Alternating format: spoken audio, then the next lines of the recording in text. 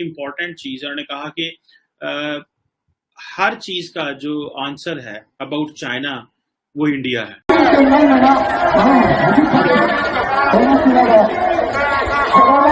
Japan के लोग campaign start कर चुके हैं कि पाकिस्तानियों मुसलमानों यहाँ से निकल जाओ, दफा हो जो हमारे मुल्क से, तुम लोगों ने हमारा मुल्क बर्बाद कर दिया। क्या वजह है? हर मुल्क में, दुनिया के हर कोने में, हर कल्चर में एक कौम है जिसके खिलाफ लोग मुजाहरे कर रहे हैं रोज, हर जगह पे। आप मंदिरें तोड़ते हैं, आप मस्जिदें तोड़ते हैं, आप इमामबाड़ा तोड़ते हैं, आप चर्च तोड़ते हैं, आप गिरजा तोड़ते हैं, आप यहूदियों के कब्रिस्तान को आप पार्क बनाते हैं, आप शारदा पीठ मंदिर को आप कॉफी हाउस बनाते हैं। अपनी औरतें इन्होंने देखी नहीं होती तो अंदर से तूफान आया होता है शलवार में, तभी बकरियों को खड़का देते हैं, खोतों को खड़का देते हैं। क्योंकि आज ये हुआ है कि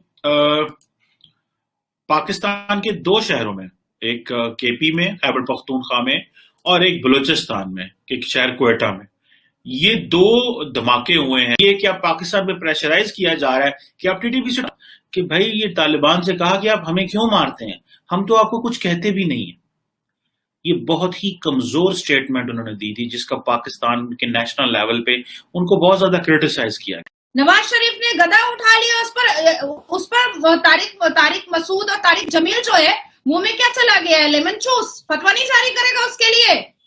या सरकार बन रही है नवाज शरीफ की तो तलवा भी चाट लेगा।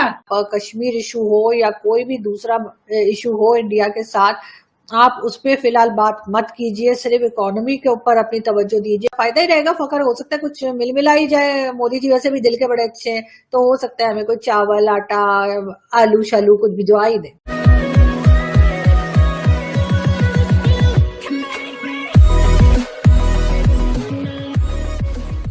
नमस्कार दोस्तों, वही हो रहा है जो बहुत सालों पहले हो जाना चाहिए था। अलग अलग कंट्रीज ऐसे हैं जहां से पाकिस्तानियों को भगाया जा रहा है या फिर कहे कि उनके खिलाफ ट्रेंड शुरू हो गए हैं। पिछले दिनों हमने जर्मनी में देखा था, फ्रांस में देखा था, स्वीडन में देखा था, नीदरलैंड में देखा था, यूके में भी देखा था। अब जो है यही चीज जापान में शुरू हो चुकी है कि भाई इनको भगाया जा रहा है, उनके खिलाफ जुलूस निकाले जा रहे हैं, उनके खिलाफ लोग सड़कों पर है। अब देखिए उनकी गंदी मानसिकता ये है। पिछले दिनों मैंने यूके या फिर यूएस का एक किस्सा सुना था जिसमें एक लड़के ने एक माइनर लड़की का रेप कर दिया। वहां की सरकार ने उसको छोड़ दिया, वहां की कोर्ट ने। अब रीजन क्या पता है आपको? रीजन यही था कि भाई वो अपनी किताब के हिसाब से चल रहा था, उसको ये सारी चीजें पता नहीं थी कि हम इसका रेप ऐसा नहीं कर सकते। वो तो अपनी किताब के हिसाब से चल रहा था, मतलब वो कंप्लीटली यहाँ पर इस चीज से, इस जो रूल्स एंड रेगुलेशन पॉलिसीज होती है उससे मतलब उसको कोई लेना देना ही नहीं था। तो सरकार ने, फिर जज ने उसको देखा कि भाई ठीक है, अब उसको पता ही नहीं था, उसने जानबूझकर तो किया नहीं है, तो उसको छोड़ दिया गया। जरा सोचिए किस टाइप की मानसिकता इन लोगों की। भगाना चाहिए सबको। इसी के साथ ही वीडियो शुरू करते हैं। और हाँ दोस्तों, साथ में एक और चीज, हमें सुपर थैंक्स के जरिए मदद करना ना भूलें। एंटी स्टैब्लिशमेंट वोट देना है, क्योंकि मैं ये समझता हूँ कि आज तक सिंस इंडिपेंडेंस अभी तक पाकिस्तान की सोसाइटी ने जिसको अडॉप्ट किया वो कभी भी इक़्तिदार में नहीं आया, बल्कि जिसको सिस्टम ने अडॉप्ट किया वो इक़्तिदार में आया। कल सीपीटीआई को वोट दिया है। आज के दिन पे एक बहुत अफसोसनाक खबर भी आती है और एक बहुत बड़ा कहा जाता है कि गिफ्ट दिया जा रहा है पाकिस्तान के लोगों को। जापान के अंदर से एक कैंपेन स्टार्ट हुई है, उन्होंने बोर्ड पकड़े हुए हैं, गेट आउट मोमिनो, यहाँ से निकल जाओ पाकिस्तानियों, मोमिनो यहाँ से चले जाओ, हमारे जापान को तुम लोगों ने बड़ा गंदा कर दिया है। क्या समझते हैं कि ये क्यों और आज के दिन ही ऐसी कैंपेन? बेसिकली ये तो इस्लामी फोबिया की एक वेव है जो वर्ल्ड वाइड चल रही है, उसका मुख्य असरात जो जापान में भी नज़र आ रहे हैं। तो ये तो एक कंप्रीहेंसिवली मुस्लिम लीडर्स को देखना पड़ेगा, क्योंकि जिस तरह यूरोपीय यूनियन है इस तरह हमारे यहाँ बनी तो हुई है OIC, लेकिन it's just Toothless paper of peace of tiger. तो जब तक हम मुसलमान खुद ही एक्टिव नहीं होंगे, वर्ल्ड वाइड लीडर इसके ऊपर कंसेंसस बिल्ड नहीं करेंगे, जो कि अभी तक नज़र नहीं आता, क्योंकि हमारे अंदर ही रिफ्ट बहुत ज़्यादा है सेक्टेरियन वाइज या मुख्तलिफ डायमेंशंस के लिहाज से देख लें तो सेक्टेरियन वाइज रिफ्ट बहुत ज़्यादा है। तो ये इट्स आवर फॉल्ट। तो हमें यही इसके ऊपर है कि जब तक हम सऊदी अरेबिया, ईरान और मल्टीपल अदर जो मुस्लिम कंट्रीज़ हैं वो एक फोरम के ऊपर बैठ के इसके ऊपर एक तरफा मौक़िफ़ नहीं अपनाएंगे, तो हम इसी तरह मसाइल का शिकार रहेंगे वर्ल्ड वाइड। आपने कहा इस्लामोफोबिया तो दूसरे गैर मजहबी मुल्क में होगा ना, इस्लामोफोबिया इस्लामी मुल्क के अंदर तो नहीं होगा।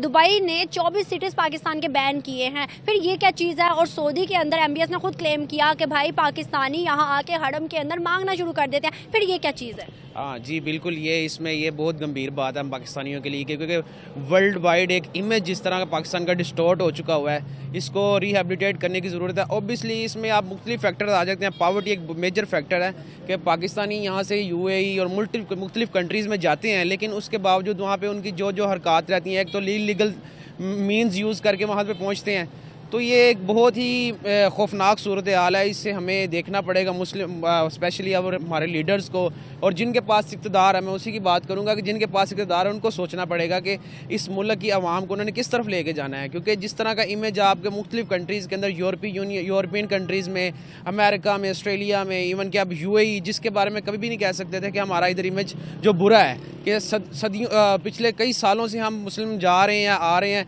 लेकिन अब वो भी ममालिक इन लोगों को बैन कर रहे हैं, तो ये एक अलार्मिंग सिचुएशन है। मैं तो इसके ऊपर यही कह सकता हूँ कि दार वाले लोगों को इसके ऊपर गौर व फिक्र करना पड़ेगा, अपने स्टेटस को, अपने लोगों के सोशल स्टेटस को, उनके जो है इकोनॉमिक स्टेटस को बेहतर करना पड़ेगा, ताकि हम खुद लोगों की इज्जत करेंगे तो हमारी इज्जत बाहर होगी।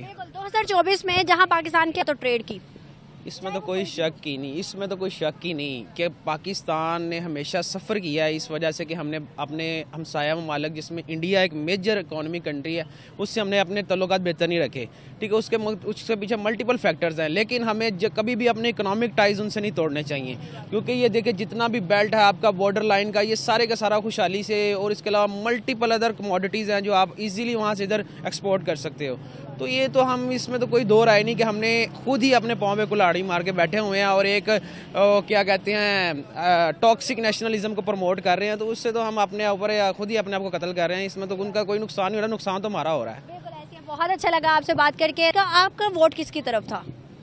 हमारा होते हैं वो आप अपनी असलियत दिखा रहे होते हैं। तो बहरहाल ये वीडियो देखें, यहाँ पे जैसे मैंने आपको बताया कि ये वहां पे मोमिनों के वही काम शुरू हो गए, वहां पे प्रोटेस्ट हो रहे हैं जापान जैसे मुल्क में।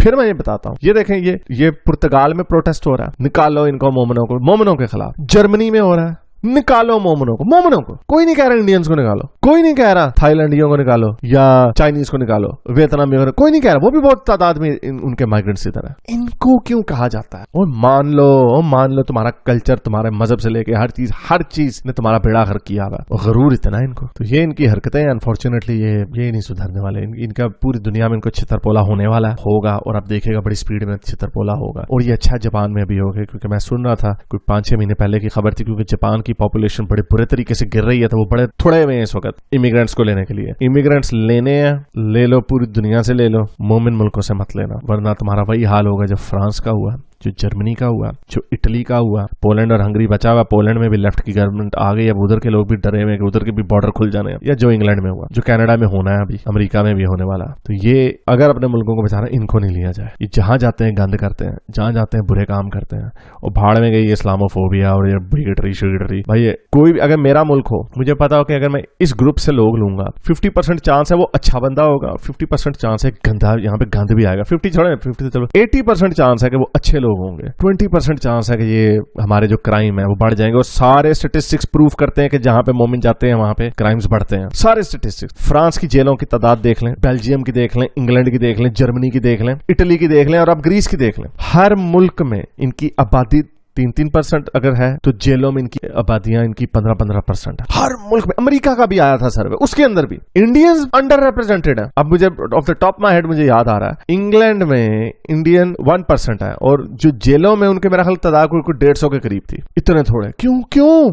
हालांकि इंडिया के मुसलमान भी हैं हालांकि इंडिया की एवरेज आनी चाहिए इन बुरे कामों में भी, अगर मोमनों का भी आ जाए, लेकिन क्योंकि उधर के मोमनों की भी थोड़ी सी ट्रेनिंग बेहतर हुई है, क्योंकि वो हिंदुओं के साथ ग्रो कर रहे हैं। यही वजह हो सकती है, और क्या वजह हो सकती है? जहां से मुस्लिम मेजोरिटी कंट्री से जाते हैं, इजिप्ट से देख लें, लिबिया से देख लें, सीरिया से देख लें, सीरियंस, जिनसियों के रेपों की उन्होंने भरपार उठाई हुई है। जर्मनी में पूरा एक वो न्यू ईयर का फंक्शन हुआ था, कोई 1800 लड़कियों के इन्होंने गंदे उनके ऊपर जिनसी हमला किया था इन्होंने, पूरा उसके ऊपर विकिपीडिया का आर्टिकल बना हुआ, वो पागल हो गए। फिर उन्होंने इनको ट्रेनिंगें देनी शुरू कर दी कि अगर कोई नंगी लड़की नजर आए तो उसको हाथ नहीं लगा